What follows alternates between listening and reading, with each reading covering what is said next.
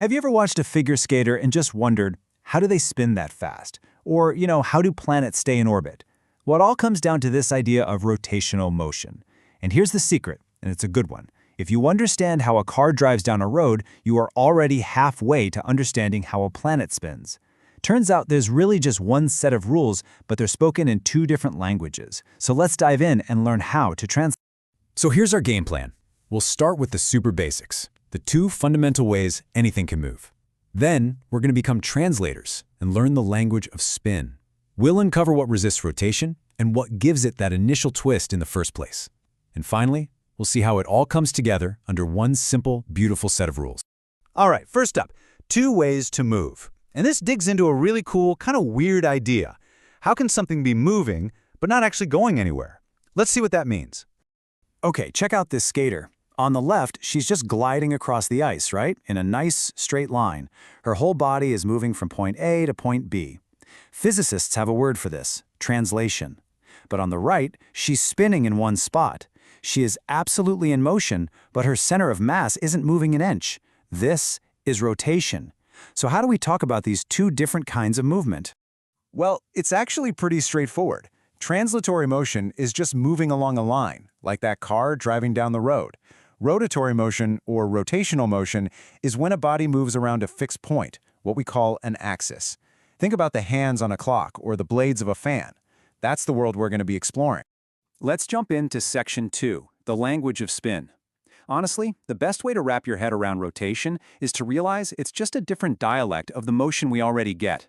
We're just going to translate the concepts we're totally familiar with into their rotational twins.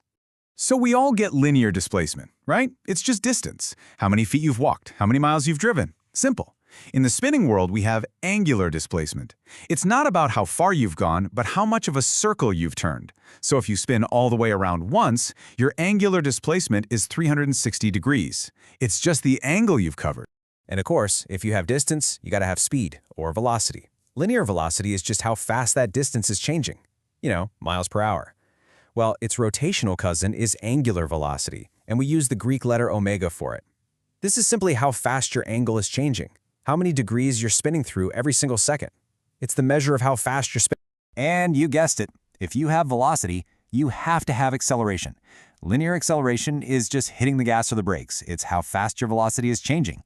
So naturally, angular acceleration, or alpha, is the rate of change of your angular velocity. It's what makes a merry-go-round speed up or slow down. So, now that we've got the basic language down, let's look at Section 3, the resistance. We all know that in the everyday, linear world, mass is what resists being pushed. It gives an object its inertia. So, what plays that role in the world of spin? Really think about it. When you go to push a really heavy box, its mass makes it super hard to get it moving. So what makes a heavy flywheel hard to start spinning? What is the rotational version of mass? The answer is this awesome concept called moment of inertia. We use the letter I for it, and it is literally the rotational equivalent of mass. It's the property of an object that makes it fight back against any change to its spin. But it's a little bit trickier than just plain old mass. And here's where it gets really interesting. Now, don't let the formula scare you. Just focus on one part, that r squared bit. That r stands for the radius, the distance from the center of rotation. And because it's squared, it means that the distribution of the mass is incredibly important.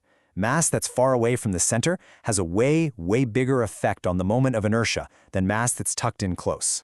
And this illustrates that point perfectly. Let's say you have a hollow ring and a solid disk. They have the exact same mass, same radius. But the hollow ring is much harder to get spinning. Why? Because all of its mass is concentrated way out at the edge, far from the center. The solid disk has its mass spread out, so on average, its mass is closer to the center, which gives it a lower moment of inertia. Okay, so we know what resists spin, but what actually causes it? Let's move to Section 4, the twist. In the linear world, a force is a push or a pull, and it causes acceleration. So what's the rotational version of a force? It's called torque, and we use the Greek letter tau to represent it. Torque is, you guessed it, the rotational equivalent of force. It's the twist that causes an object to start spinning, stop spinning, or change how fast it's spinning. Anytime you use a wrench to tighten a bolt, you are applying a torque. And this is where it all just beautifully clicks into place. We all remember Newton's second law from school, right? Force equals mass times acceleration. F equals ma. Well, just look at the rotational version. Torque equals moment of inertia times angular acceleration. It's the exact same structure. Force becomes torque. Mass becomes moment of inertia, and acceleration becomes angular acceleration. It's the same fundamental law of the universe, just translated into the language of spin. And that brings us to our final section, one set of rules. We've seen all these parallels piece by piece, but now let's just lay it all out. This is our complete Rosetta Stone for translating between the linear and rotational worlds. Just take a second and look at this table. For every single concept in linear motion, there is a perfect, direct counterpart in rotational motion. Displacement, velocity, mass, force, they all have a rotational twin, and it even works for more complex ideas like momentum and kinetic energy.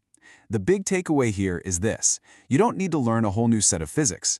If you understand how things move in a straight line, you already understand how they spin. You just need to learn the new vocabulary. Okay, time for one final thought to leave you with. We think of an object's mass as being constant, right? You can't just decide to have less mass. But remember what moment of inertia depends on? It depends on how that mass is distributed. So here's the question. Can an object change its own moment of inertia? Let's go right back to our figure skater. When she starts the spin with her arms out wide, her mass is distributed far from her center. That gives her a large moment of inertia. But watch what happens when she pulls her arms in tight. She brings all that mass closer to the axis of rotation, which drastically decreases her momentum of inertia. She literally changes her own rotational mass in the middle of a spin. So, if a fundamental property called angular momentum has to be conserved, it has to stay the same, and her rotational mass just went way down, what has to happen to her speed? And that, right there, is the beautiful physics behind that incredible spin.